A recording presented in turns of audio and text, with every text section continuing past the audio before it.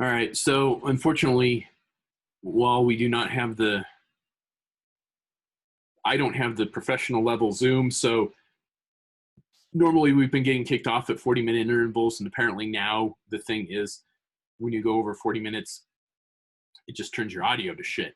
So we recorded like half an hour worth of the episode, and JD's audio is pretty much unintelligible.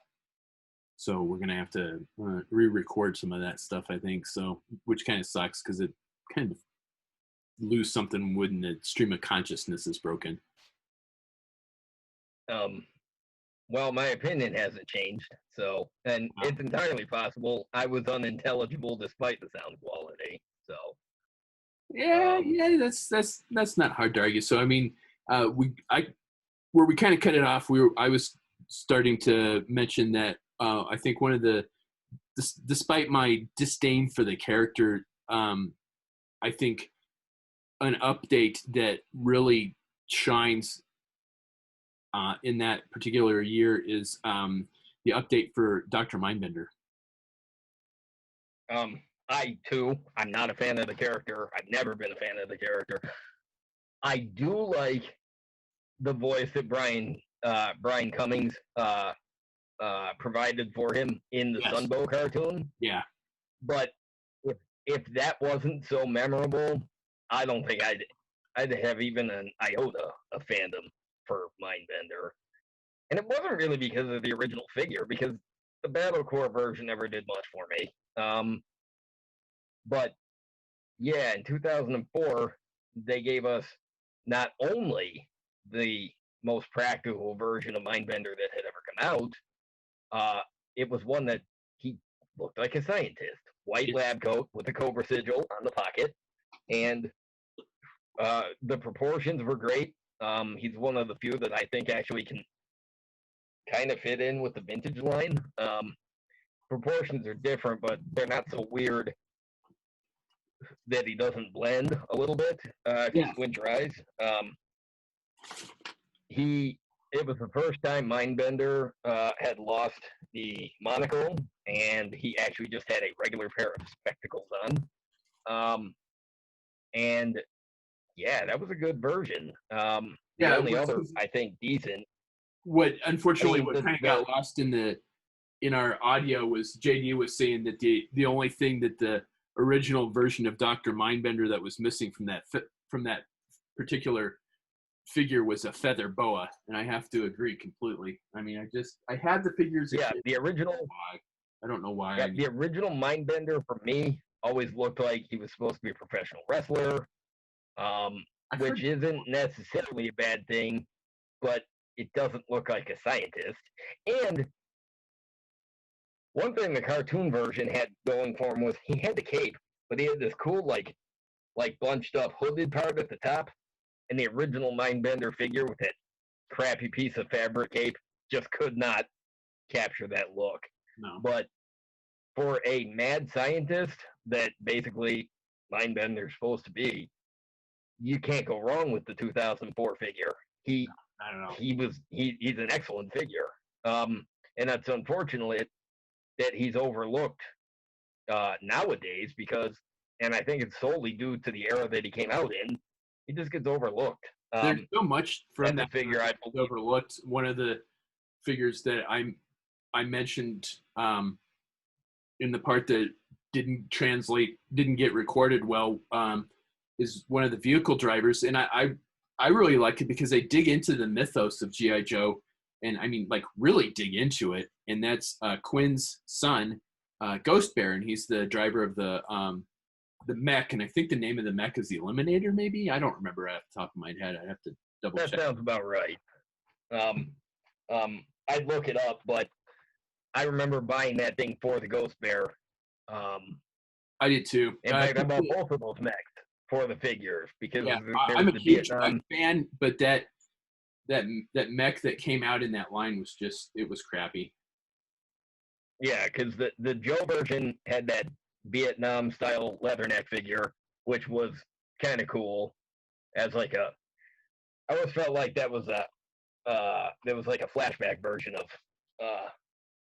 Leatherneck, like what he looked like before he joined Joe, when he was in the jungles of Vietnam with so many of the other Joes that would have fought then. Right.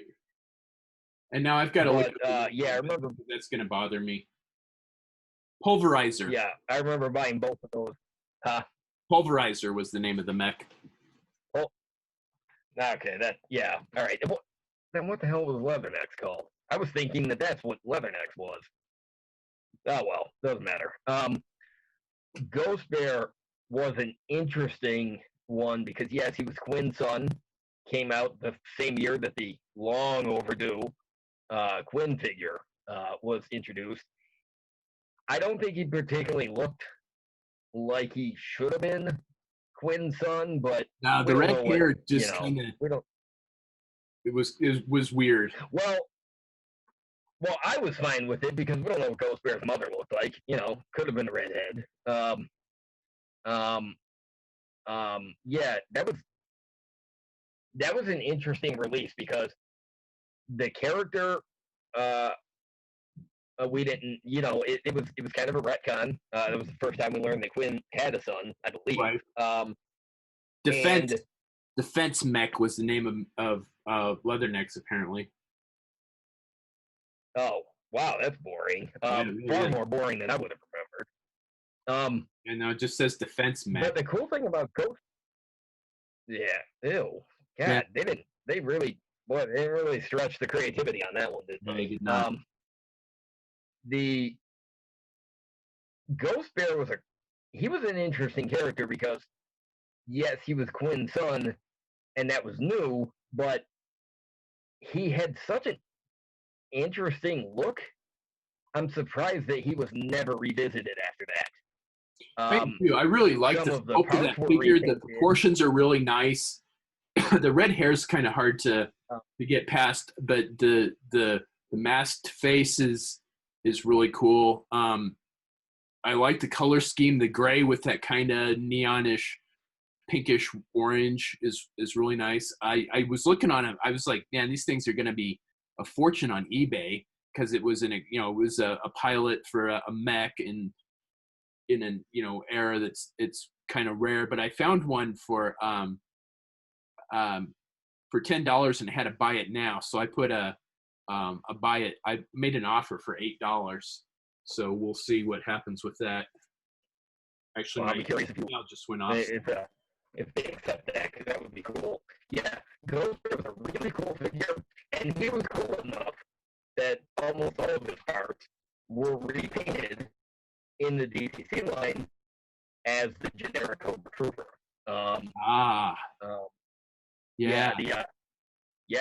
That I feel like a lot of times in the DTC line, when things got repainted for Valor or Venom, it's because the sculpt really stood up. And in fact, my son has two of the Cobra Troopers that, I mean, they're mine. They're the ones I bought back then, but he loves those figures. Our audio's going to shit again. Yeah, definitely going to get into the DTC in the next episode. I think it's definitely one of my favorite lines of G.I. Joe. Yeah, they really hard to get a lot of that stuff, but I don't.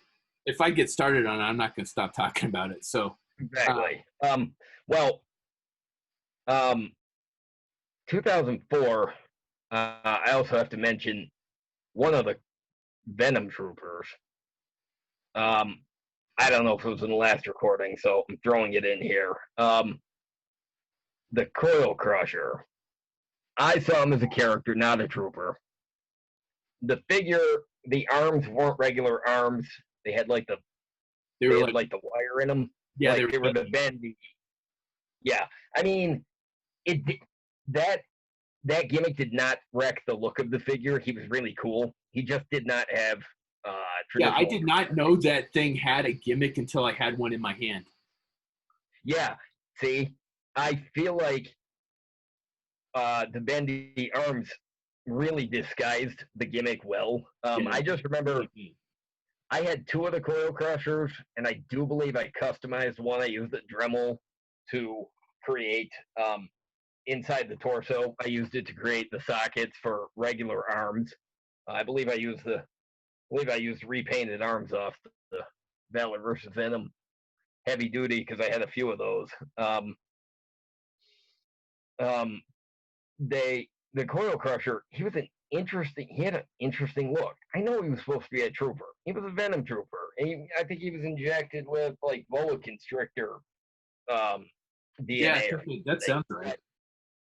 The design of the character, the design of the figure, I always felt like it should have been an individual character. I used him as Cobra Commander's bodyguard, like his lead enforcer guy. But that design stuck with me for years afterwards.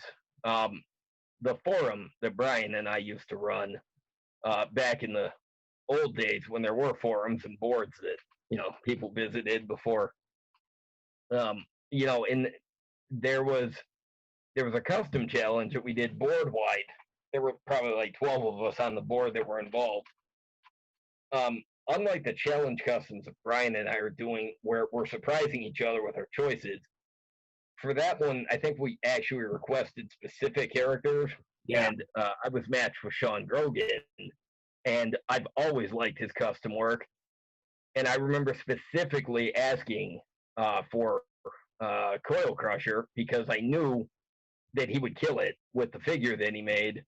And it was in the 25th anniversary era, so I wanted a modern Coil Crusher to go with my 25th figures. And I dug up the custom that Sean made. I'll do a close-up.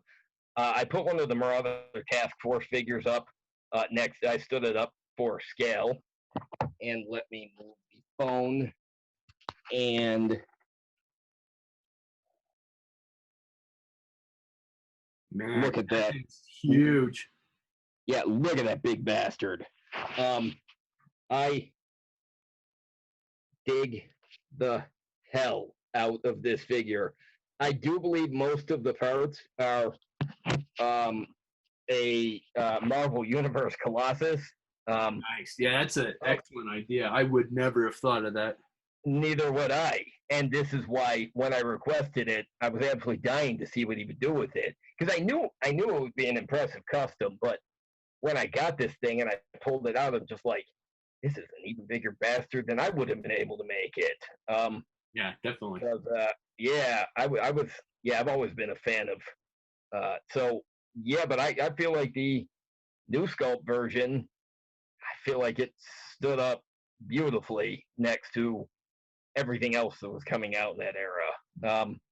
The tribal tattoo on the head just screamed at me, not a trooper, that's character specific, I felt like.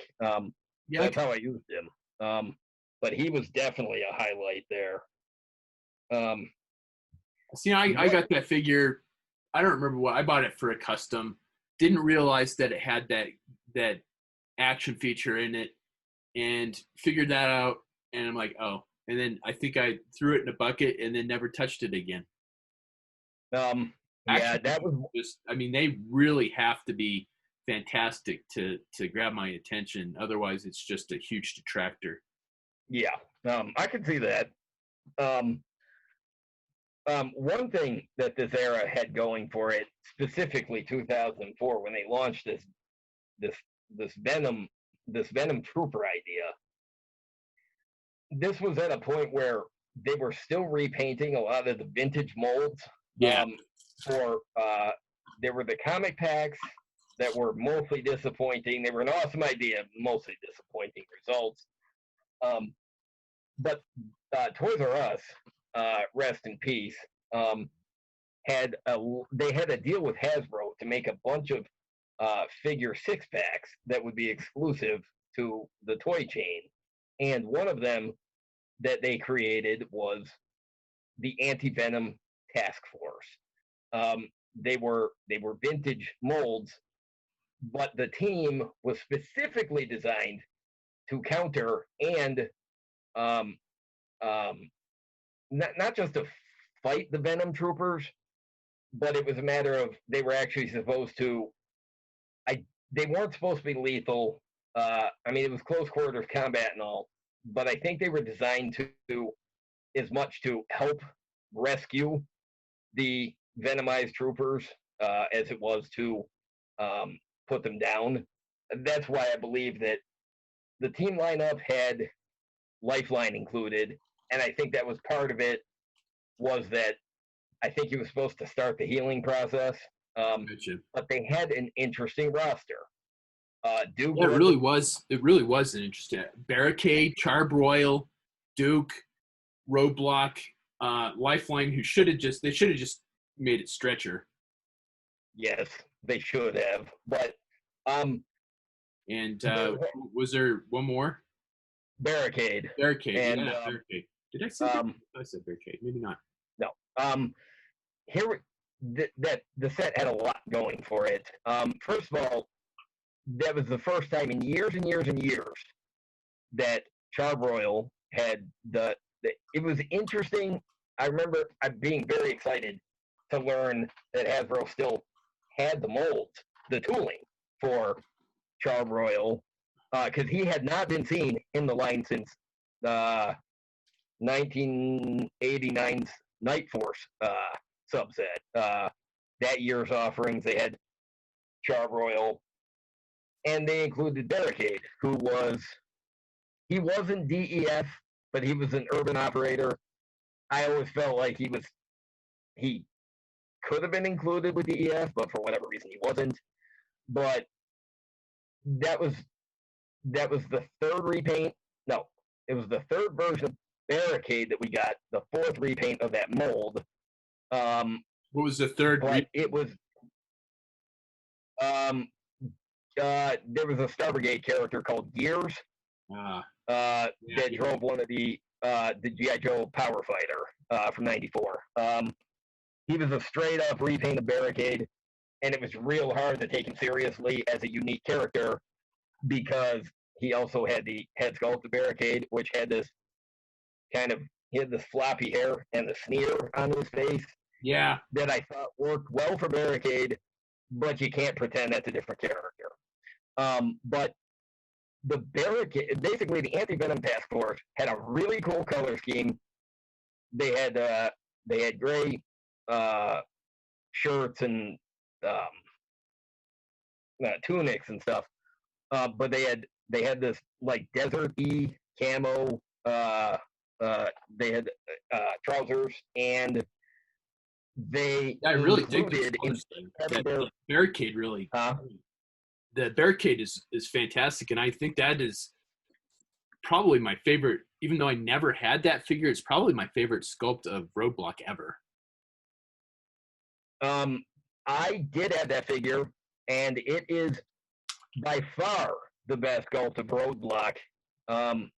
What kind of chips were those? Were those the Street Taco? Oh God, yeah, I love those. I love those so much. I bought a bag at Target the other day and I finished it. I need to go buy a new one. Most of those gourmet flavors are weird, but I really like that one. There's a Philly cheesesteak that I got too, so I'm curious to see how that is. But the Street Taco one, yeah, it's really good. I think I ate half the bag last night watching Umbrella Academy, and then I just finished it off. Yeah, it's good. I need to shop for a new one. Most of the experimental flavors are weird, but oh, definitely. But the Anti-Venom Task Force, that set lit my fire. I love that it included the Battle Core Roadblock. I did have that figure when it was originally released. See, and I packed a lot of those up because I was really starting to get into the new sculpt and really starting to move away from the O-ring. So anything O-ring that came out that year or shortly thereafter, I pretty much just ignored, and I wish I hadn't. Dude, most of those figures were O-rings. They were just new sculpt. Well, yeah, that's what I mean. So I was transitioning from new sculpt, from a Real American Hero to new sculpt, and anything Real American Hero molds, I pretty much just ignored. Now I wish I hadn't. You were foregoing the vintage stuff because it didn't fit with the new stuff. Right. The Anti-Venom Task Force, for me, I remember going to the store specifically looking for that one because I loved the team lineup of it. I loved the randomness of it. And I felt like everybody included in that set, their specialties lent themselves well to being a task force. Yeah, I definitely. did have that roadblock, the vintage one. But the cool thing about that one was Hasbro had, by that point, they had recalled all of the molds that Fun School had over in India. So they had just gotten Roadblock back. So they used it, they repainted it. And like I said, Barricade and Charbel, we haven't seen them in years. Yeah. I I actually do own that Barricade. I bought it last year. I found a really good deal on that version of Barricade. He didn't have the helmet, but I love that color scheme because Yeah, I'm tempted. without the I'm tempted to look for that roadblock. well, without the rest of the team, I feel like all of those figures can stand on their own as Absolutely. slightly desert-ish repaints. Yeah. But I bought Barricade and I've got Duke, but buying them piecemeal, they're expensive, and trying to buy the whole set is expensive too. Yeah. Which is hilarious to me because I remember most of those Toys R Us 6-packs, they just sat and sat and sat and sat. Well, no, it's not that. They did sell, but they shipped a lot of them, and demand was met, and so they kind of sat around, which is funny because now you look at the secondary market, you're like, I can't believe they were ever cheap. Right. But yeah, the Anti-Venom task force worked so well for me in my mind that I had the nitpick that I wish the figure sculpt or I wish they had used new sculpt parts, but then I ended up doing it. What? What? I just looked at the.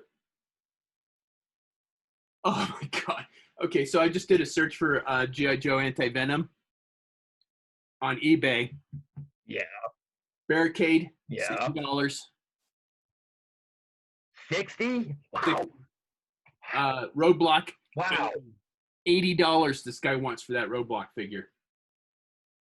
Wow. Okay.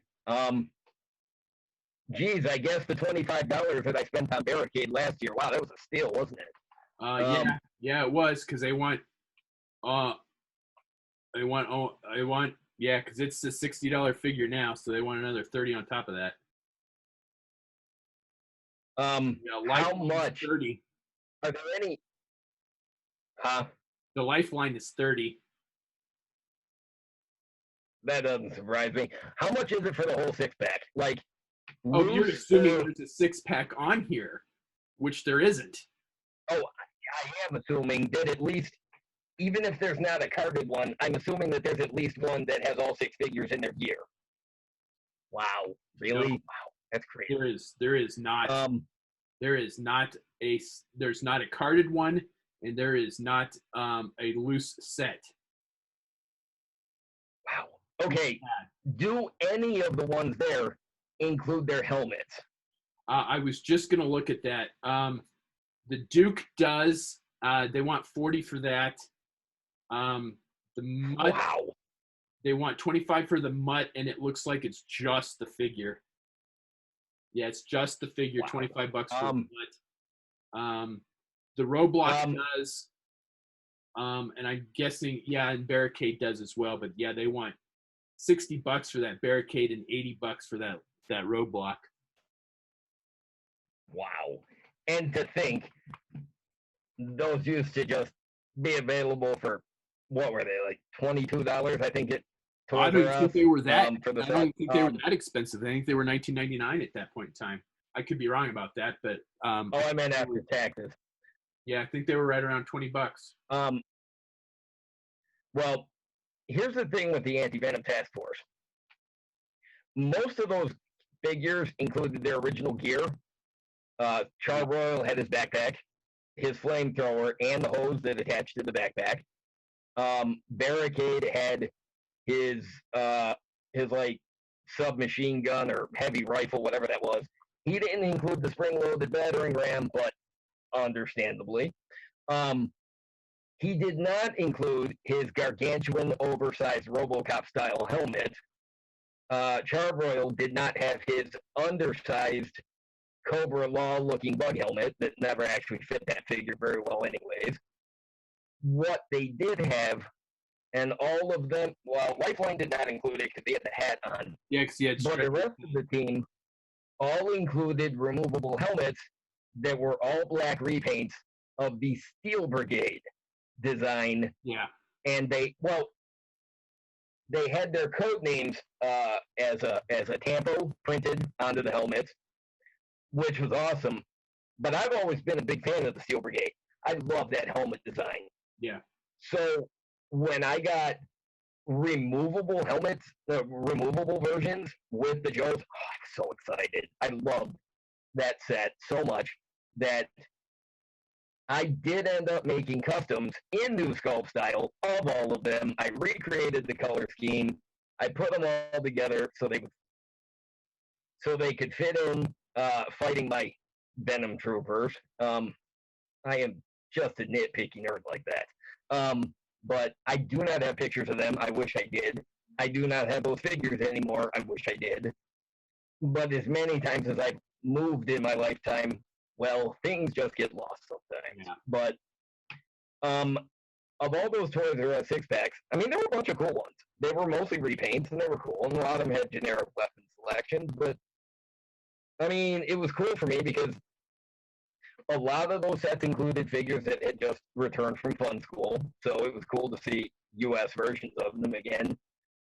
But something about the Anti-Venom Task Force it really did it for me. And I'm really annoyed that you looked those up and that I don't have any more of them because I would like to get that set again at some point when I do not have to sell any of my internal organs to afford it. Yeah, I don't think that's going to happen. Probably those not. Are the only ones on there too. Those were there were not duplicates of any of those figures on there. Well, when I found the deal on Barricade last year, because I think I got Duke too. I got him from the same seller. Barricade was 25. I think Duke was 20. But that was shipped. So, wow, I didn't realize that I was getting a complete steal on those. But, I mean, the River Six Packs had a lot going for them. There was a cool set with the Cobra Blue Shirt Troopers. I only had one of them. But I remember seeing pictures of people buying, like, they'd bought like 10 of those sets. So they had 60 new Cobra Troopers that they couldn't get otherwise because the vintage ones, even back then, they were tough to find. They were expensive. They were, brittle plastic, whatever. But right. The 2004 line had a lot going for it. But 2005, yeah.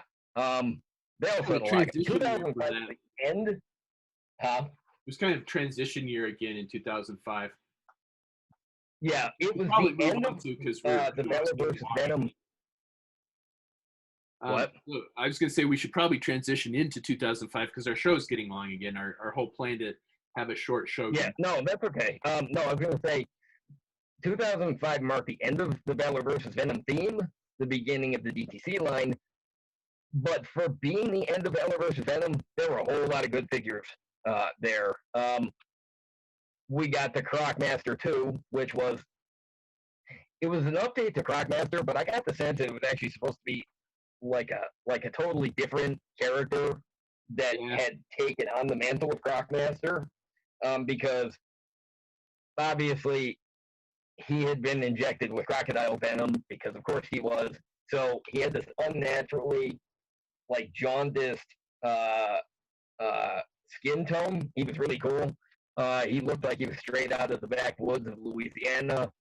I loved it. But that was the year the Bomb Strike came out. I was just going to mention Bomb Strike. Actually, that was going to be my first pick for that year was Bomb Strike. Yep.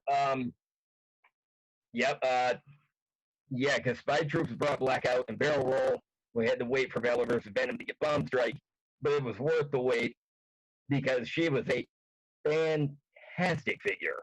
Yeah, that's actually not a bad figure. I mean, the proportions aren't too bad. The head's a little small, but it's overlooked. You can overlook it. A little. It is a little small, but it's easy to overlook because it had so much character that it didn't really matter. Plus, she had a unique specialty on the team.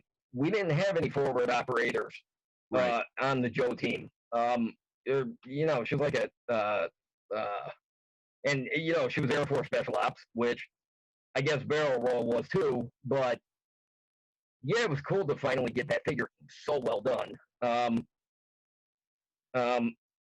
And that Valor versus Venom Viper that didn't do much for me, but everybody else liked, was available in the classic color scheme. Had the blue and the red. Yeah, and I remember seeing pictures of People Army building that one too. But I'll give it that line. I don't know. I remember liking Valor versus Venom. I remember it being a very exciting time to be a fan because there was so much content coming out from Hasbro. Yeah. But looking at it again today, I was reminded just how great that collection was. If you can overlook all the proportions, which usually I can. Forgot to mention one more. My Razor Claw. Razor Claw was done in 2000. I don't think I ever had a Razor Claw. 2004 brought the first version of Razor Claw. He had these blades on his arms that were kind of floppy. They were weird. They were skinny. It was a nifty idea, but you know, the head was a little. The helmet was sculpted to his head, but it was a little squishy looking. It was odd. But 2005 brought a new version of Razor Claw. It was the same basic body sculpt, but his helmet was removable, so we could see his face underneath. He had a unique head sculpt. Oh, yeah. I forgot about that figure. But on his arms, I was going to say the blades were in the reverse different. They weren't floppy anymore. They actually, because the original figure, they were floppy because if you put the arms forward, they would kind of move forward. So he was supposed to be intimidating looking, but they were real loose, kind of goofy. But Razor Claw version 2 included all new blade sculpts that they would pivot. They didn't flip out anymore. They would pivot. They're double-edged blades. They're huge and they're wicked looking. And for a kid like me who grew up reading 90s Marvel and then Image Comics when it launched, there was a lot of Liefeldian quality and Sylvestrian quality to that Razor Claw. So he did it for me. Mark Silvestri's Cyberforce and Rob Liefeld's Youngblood, and I loved those series. And that Razor Claw kind of reminded me of that. I got the sense that somebody working at Hasbro was a fan, and they kind of channeled that into that Cobra figure. I was happy with that. I can see that. But 2004, 2005, Valor vs. Venom. If you don't remember it, take a new look at it. And if you do remember it, but you remember not being crazy about it, I say give it another chance, because as goofy as some of the figures were, they had a lot of good stuff going on in there. Yeah, and the Snake Eyes that came out, version 23 in 2005, is a real solid Snake Eyes figure too. It had the push dagger sculpted. Oh yeah, I remember that one. Yeah, and he had the holster on the boot that the gun would come out of. He had the knight's visor back, but and he had I think his vest came off. It did. Yeah, that was a good figure. I forgot about that one. Who was he included with the 2-pack in? Give me a second. I'll look. The other one that I was going to mention that I used a lot in customs was Swamp Rat. I really liked that buck. Oh yeah. I think there were a few versions. He was Swamp Rat. I liked him too. Okay, there we go. Yeah, that's right. It was a repaint of Swamp Rat. I think it was the yellow version because I think the I first know he version came was with the green. green version. Okay, so the first version was yellow. I remember liking him because I felt like Muskrat had his counterpart on Cobra at that point. Yeah, okay, I can see that. Um, Yeah, that's he came with the version 3 Swamp Rat. I really like version 3. What the hell was version? The version 2 is Yeah, he was cool because he had the cape gray. on, he had the helmet. Huh? It's gray. It's gray and green. I don't think I've seen that one before. I don't recognize it at all. I don't remember that one. I don't either. That's funny. I don't remember that one. It was yeah, I don't fucking recognize that. Oh, it was looks like one of the dollar store carded ones. Oh, okay. He was one of the single pack. Okay, all right. That would okay. Yeah. You know what? I gotta unlock my computer again. I'm still using my computer from work because I'm still working from home and will be for the foreseeable future. So yeah, but the screensaver comes up and the computer locks. I gotta put my password in about every 10 minutes. They have it set that way deliberately. It's really annoying. But yeah, they won't let us mess with the settings, so I keep having to wake the computer up. Gotcha. And they made me change my password last week, and I keep mistyping it. Yeah, I don't think I've ever seen that version of Swamp Rat before. A lot of those single carded like dollar general figures, I passed over those. I do remember, but oh, that's right. Oh, that's right. The green and black version was included with Snake Eyes. God, it's gorgeous. Man, I want a new one of those. Yeah, oh, that's right. Yeah, okay. I do remember that one. Yeah. I sure didn't. Yeah, he was cool. I wonder if they're cheap on eBay. I want one now. Oh, I would bet. But because I've been going back and getting some of the DTC stuff, and I've been getting that for pretty cheap. But we'll talk about. I'm looking it up right now. Yeah. What? Ooh, shit. The green and black version that came with Snake Eyes is $6.50 plus $3 shipping. Yeah, I was gonna say I think a lot of that Valor versus Venom stuff's pretty cheap. My God. Yeah, totally buying that. Now I'm gonna look and see what the same seller has on there, so I can get some combined shipping. But so yeah, boy, I really like talking about Valor versus Venom. We're gonna shut up about it now though, because next time, yeah, we'll talk about DTC because wow, yeah, that's a lot of good. There's a lot of good there too. Yeah, it's DTC seemed, my memory of it is that it was short-lived and there wasn't a lot of figures, but I went back and looked at it, and there is actually a lot of stuff for DTC. And some of the coolest vehicles ever came out in DTC. But yeah, so I think we did not hold to our ideal of trying to have a shorter show. So yeah, maybe someday. I think we shall call it a episode there. So yeah, that was the oft overlooked G.I. Joe Valor versus Venom.